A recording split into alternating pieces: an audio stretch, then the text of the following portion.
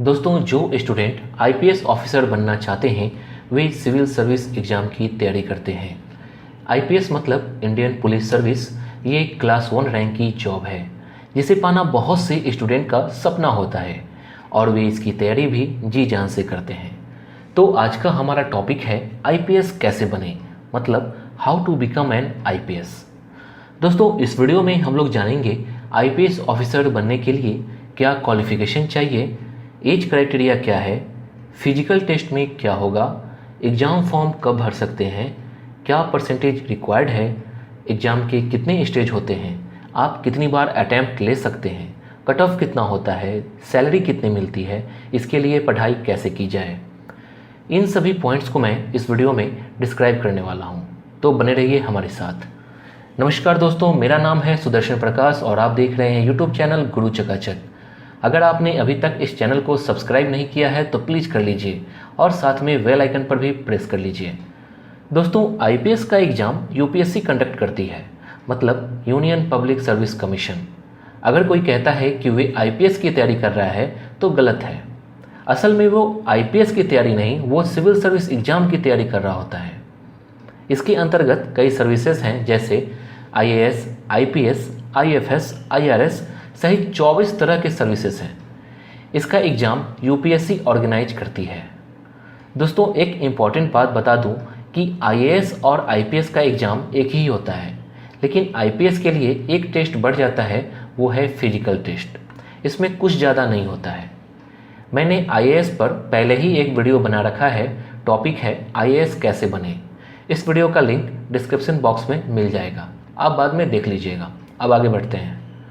दोस्तों, यहाँ आप पूछेंगे कि सिविल सर्विस एग्ज़ाम पास होने के बाद जितने भी आईपीएस बनते हैं उन्हें जॉब किस चीज़ की मिलती है। तो आपको बता दूं कि जितने भी ASP, DSP, SP, SSP, DIG, IG, DGP होते हैं वे सभी आईपीएस होते हैं। ओके दोस्तों, अब हम बात करते हैं आईपीएस बनने के लिए क्या क्वालिफिकेशन चाहिए। दोस्तों, इस एग्ज़ाम के लिए आपका ग्रेजुएशन पास होना चाहिए, वो भी किसी भी सब्जेक्ट से।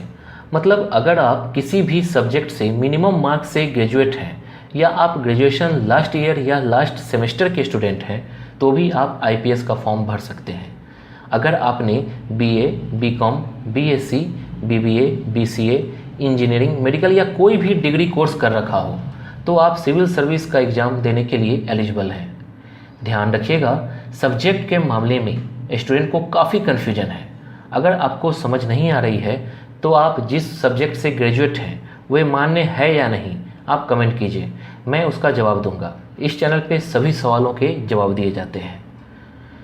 दोस्तों, एक बात ध्यान रखिए कि आईएएस या आईपीएस बनने के लिए कैंडिडेट को इंडिया का सिटीजन होना चाहिए। सिटीजन ऑफ इंडिया कंपलसरी है। जितने भी अदर सर्विस हैं एडमिनिस्ट्रेटर के अंतर्गत, जैसे आईएफएस, आईआरएस आदि के लिए माइग्रेट हो सकते हैं, जैसे नेपाल, भूटान, पाकिस्तान के माइग्रेट हो सकते हैं। अब बारी आती है एज क्राइटेरिया की। इसमें ज़्यादातर स्टूडेंट को कन्फ्यूजन रहता है। सिविल सर्विस के फॉर्म में एज को लेकर जो क्राइटेरिया है वे 21 टू 32 ईयर्स है। ये एज क्राइटेरिया जनरल के लिए है। ओबीसी के लिए 21 टू 35 ईयर्स है और एससी एसटी के लिए 21 टू 37 ईयर्स है। अगर आप जम्मू और कश्मीर से हैं तो जनरल के लिए 21 टू 37 ईयर्स है। वहीं फिजिकल चैलेंज स्टूडेंट के लिए 10 साल की छूट है और वे मैक्सिमम 42 ईयर्स तक फॉर्म भर सकते हैं। और जो डिजेबल्ड हैं, ब्लाइंड हैं, डेफ हैं, तो उनमें जनरल के लिए मैक्सिमम 37 ईयर्स है। ओबीसी के लिए 38 ईयर्स और एससी एसटी के लिए 40 ईयर्स तक मैक्सिमम एज लिमिट है। ये एज लिमिट तैयारी करने वाले स्टूडेंट को पता होना चाहिए। दोस्तों, आईएएस के लिए कोई फिजिकल स्टैंडर्ड नहीं है, लेकिन आईपीएस बनने के लिए फिजिकल स्टैंडर्ड है। दोस्तों, आईपीएस के लिए जो फिजिकल रिक्वायरमेंट है वो डिटेल से समझ लेते हैं। सबसे पहले जानते हैं हाइट कितनी चाहिए।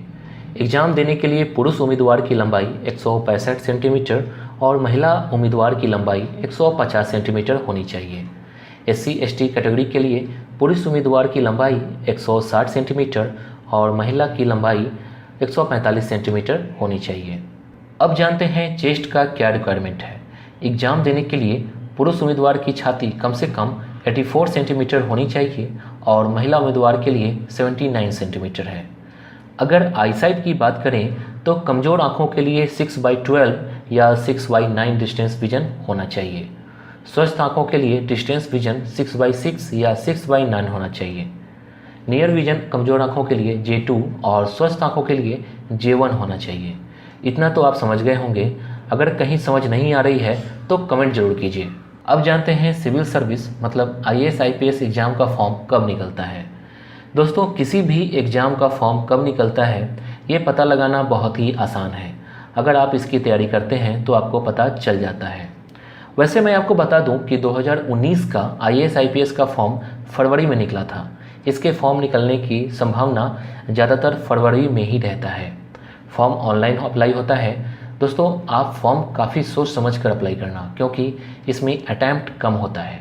ओके, अब जानते हैं सिविल सर्विस एग्ज़ाम मतलब IPS के एग्ज़ाम में अटैम्प्ट कितनी बार दे सकते हैं।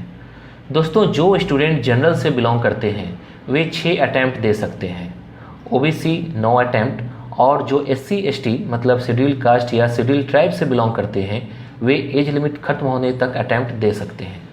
जम्मू और कश्मीर के लिए up to the age limit है। तो दोस्तों, एक बात और कि ये अटैम्प्ट तभी काउंट होगा जब आप प्रीलिम्स एग्ज़ाम में बैठेंगे। अगर आप फॉर्म अप्लाई करने के बाद एग्ज़ाम नहीं देते हैं तो आपका अटैम्प्ट काउंट नहीं होगा, ये ध्यान रखिएगा। दोस्तों, अगर मैं सिलेक्शन की बात करूं तो हर साल लगभग 10 लाख स्टूडेंट फॉर्म अप्लाई करते हैं और प्रीलिम्स का एग्ज़ाम में 5 लाख पहुंचते हैं और क्वालिफाई करते हैं 15,000 के करीब। वहीं इंटरव्यू के लिए पहुंचते हैं 2800 और सिलेक्ट होते हैं लगभग 800 के करीब। यह आंकड़ा बहुत कम है। दूसरे एग्ज़ाम में भी लगभग यही आंकड़ा रहता है। आप इन सभी बातों पर ध्यान मत दीजिए, क्योंकि आपको सोचना है कि आपको सिर्फ एक सीट चाहिए और आप क्वालिफाई कर जाएंगे। अब बात करते हैं एग्ज़ाम पैटर्न का। पहला है प्रीलिम्स एग्ज़ाम और दूसरा है मेंस एग्ज़ाम और तीसरा है इंटरव्यू। प्रीलिम्स एग्ज़ाम में 2 पेपर होते हैं, पहले जनरल स्टडीज और दूसरा CSET का होता है। दोनों पेपर 200 नंबर के होते हैं। दोनों पेपर में नंबर ऑफ क्वेश्चंस अलग अलग होते हैं। पहले में 100 क्वेश्चन और दूसरे में 80 क्वेश्चंस होते हैं। इस एग्ज़ाम में आप हिंदी या इंग्लिश दोनों में से किसी एक लैंग्वेज में एग्ज़ाम दे सकते हैं। ये आप पर निर्भर करता है कि आप किस लैंग्वेज में कंफर्टेबल हैं। अब जानते हैं इस एग्ज़ाम का सिलेबस क्या है। फर्स्ट पेपर में जनरल स्टडीज़ से सवाल पूछा जाता है, जैसे current affairs, history, geography, constitution, economics, general issues, general science वगैरह से सवाल पूछे जाते हैं। इसके लिए आपको करंट अफेयर्स पर ज़्यादा जोर देना होगा। आपको हर रोज़ न्यूज़पेपर पढ़ना है, 2 घंटे 3 घंटे डेली पढ़ना है। इसके लिए आप द हिंदू न्यूज़पेपर को पूरा पढ़ जाइए, हर रोज़ पढ़िए। आपको जनरल इशूज़ पर फोकस करना है, वर्ल्ड में क्या चल रहा है, इंडिया और अदर कंट्री के बीच क्या डील हो रही है। आपको 8, 9, 10th, 12th तक की बुक पढ़ जानी है। आप सोचेंगे कि बुक शॉप से मंथली करंट अफेयर्स के मैगजीन परचेज करके पढ़ लिया और करंट अफेयर्स कंप्लीट हो गया। ऐसा बिल्कुल भी नहीं है। आपको न्यूज़पेपर के साथ साथ टीवी पर चल रहे जनरल इशूज पर डिबेट को देखिए और समझने का प्रयास कीजिए, क्योंकि इसमें ज़्यादातर politics, international, national, state level की न्यूज़ होते हैं। वहीं ज़्यादातर टॉपर्स राज्यसभा टीवी देखने को कहते हैं, क्योंकि वहां आपको बहुत सारे कंटेंट ऐसे मिल जाएंगे जिससे सिविल सर्विस एग्ज़ाम में आपको काफ़ी हेल्प मिलेगी। ये तो था फर्स्ट पेपर का सिलेबस। अब सवाल उठता है कि दूसरे पेपर में क्या है। ये पेपर CSET का है। इसमें बैंक, SSC जैसे क्वेश्चन होते हैं, जैसे comprehension, logical reasoning, decision making आदि। अब सवाल उठता है कि आखिर पहला और दूसरा पेपर में अंतर क्या है। आपके लिए जानना बेहद ज़रूरी है कि दूसरा पेपर यानी CSET सिर्फ क्वालिफाइंग पेपर है। इसमें आपको 200 में से 66 अंक लाने हैं। पहला पेपर आपका मेरिट बनाता है, जिससे कि आप मेंस एग्ज़ाम के लिए क्वालिफाई कर जाते हैं। दोस्तों, एग्ज़ाम में मल्टीपल चॉइस क्वेश्चन होते हैं जिसमें ऑप्शन होता है। ओके, यहाँ तक तो बातें हुई प्रीलिम्स एग्ज़ाम के बारे में। दोस्तों, प्रीलिम्स एग्ज़ाम सिर्फ क्वालिफाइंग स्टेज होता है। ये एक प्रक्रिया है सेकेंड स्टेज में जाने का, मतलब मेंस एग्ज़ाम में जाने का। मेरिट के लिए प्रीलिम्स का मार्क्स नहीं जुड़ता है। अब जानते हैं प्रीलिम्स का कट ऑफ कितना रहता है। पिछली बार यानी 2018 में जनरल के लिए 200 में से 98 नंबर लाने थे, तो OBC के लिए 96.66 नंबर लाने थे। वहीं SC को 84 नंबर और ST को 83.34 नंबर लाने थे। अब बात करते हैं मेंस एग्ज़ाम के बारे में। मेंस एग्ज़ाम में कुल 9 पेपर होते हैं। टोटल मार्क्स 1750 नंबर का होता है। 9 पेपर में से 7 पेपर पर ज़्यादा ध्यान देना है, क्योंकि मेरिट जो बनाई जाती है इन्हीं 7 पेपर से बनती है। इसके अलावा 2 पेपर क्वालिफाइंग का होता है। इसके मार्क्स काउंट नहीं होते हैं, लेकिन आपको 33% नंबर लाना पड़ता है। इसमें एक पेपर इंग्लिश का है और दूसरा लोकल लैंग्वेज का है, मतलब दोनों ही लैंग्वेज के होते हैं। लोकल लैंग्वेज वही होगा जो संविधान की सूची में दर्ज है। अब सवाल है कि मेंस एग्जाम के पेपर का सब्जेक्ट क्या है। तो सबसे पहले पेपर 1 में आता है जनरल एस्से। इसके नाम से ही आपको पता चल रहा होगा कि आपको निबंध लिखना है, जैसे सोशल इशू, पॉलिटिक्स, योजनाएं आदि। एग्जाम में 2 एस्से लिखने पड़ते हैं, मतलब 125 मार्क्स के होते हैं। पेपर 2 में जनरल स्टडीज का होता है, जिसमें Indian history and culture, world geography और सोसाइटी कवर होता है। थर्ड पेपर में कॉन्स्टिट्यूशन, पॉलिटिक्स, सोशल जस्टिस और इंटरनेशनल रिलेशन आता है। फोर्थ पेपर में technology, economics development, biodiversity, environment security and disaster management से सवाल पूछे जाते हैं। इसके बाद पेपर 5 आता है, जिसमें एथिक्स, इंटीग्रिटी एंड एप्टीट्यूड होता है। अगर हम सामान्य शब्दों में बात करें तो आप किसी भी टॉपिक पर क्या सोचते हैं, आप क्या विचार रखते हैं, किसी घटना पर आप कैसे रिएक्ट करते हैं।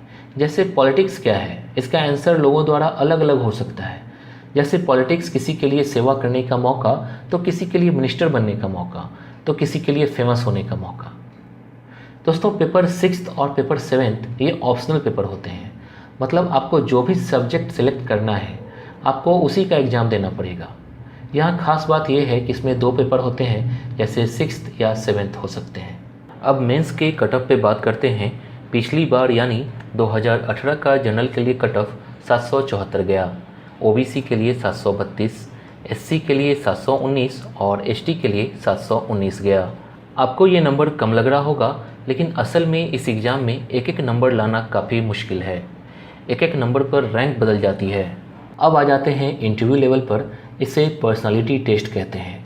ये काफ़ी टफ होता है, क्योंकि यहीं पर आपकी असली परीक्षा होती है। ज़्यादातर टॉपर्स ने बताया है कि स्टूडेंट पीटी मेंस तो पास कर जाते हैं, लेकिन इंटरव्यू में रिजेक्ट हो जाते हैं। मैं कुछ देर पहले ही बता चुका हूँ कि फॉर्म भरने से लेकर सिलेक्ट होने तक के आंकड़े के बारे में। इंटरव्यू में छंटने के कई कारण हैं, जैसे स्टूडेंट में कॉन्फिडेंस की कमी, बात करने का तरीका, इंटरव्यू रूम में इन करने का तरीका, अपने ड्रेस कैसा पहना हुआ है, इन सभी चीज़ों पर वहाँ फोकस किया जाता है। सिविल सर्विस एग्ज़ाम का पिछली बार यानी 2018 का फाइनल कट ऑफ कितना रहा, आइए जानते हैं। जनरल के लिए 982 रहा, ओबीसी के लिए 938, एससी के लिए 912, वहीं एसटी के लिए भी 912 था। फॉर्म भरते समय ही पूछा जाता है कि आप कौन कौन सा सर्विस पसंद करते हैं। 3 सर्विस को, जैसे आईएएस, आईपीएस, आईएफएस को ऑल इंडिया सर्विस कहा जाता है। बाकी सर्विस सेंट्रल सर्विस में आती है। दोस्तों, इस वीडियो में मैंने आपको बहुत सारी जानकारियाँ दी हैं। अब आप जानना चाहेंगे कि इसमें सैलरी कितनी मिलती है। इनकी सैलरी अलग अलग होती है कि आपका रैंक क्या है, किस कैटेगरी की जॉब मिली है। जैसे एसपी की 78,000 के करीब, एसएसपी को 1,31,000 के करीब, डीआईजी को 1,40,000 के करीब और डीजीपी को 1,82,000 के करीब। इसके अलावा बहुत सारी फैसिलिटी प्रोवाइड किए जाते हैं। अब आते हैं सिविल सर्विस एग्ज़ाम के लिए स्ट्रेटजी क्या अपनाई जाए। आप अपने सब्जेक्ट पर फोकस करो, दूसरों की सुनो, अपने मन की करो, टॉपर का इंटरव्यू देखो, लेकिन सब्जेक्ट वही चुनो जो आपकी अपनी पसंद का हो। दोस्तों, इस वीडियो में आपको बहुत सारी इन्फॉर्मेशन मिली है। अगर आपको ये वीडियो अच्छा लगा तो आप इसे अपने दोस्तों में शेयर ज़रूर कीजिए और इस वीडियो को लाइक और सब्सक्राइब ज़रूर कीजिए। Thank you.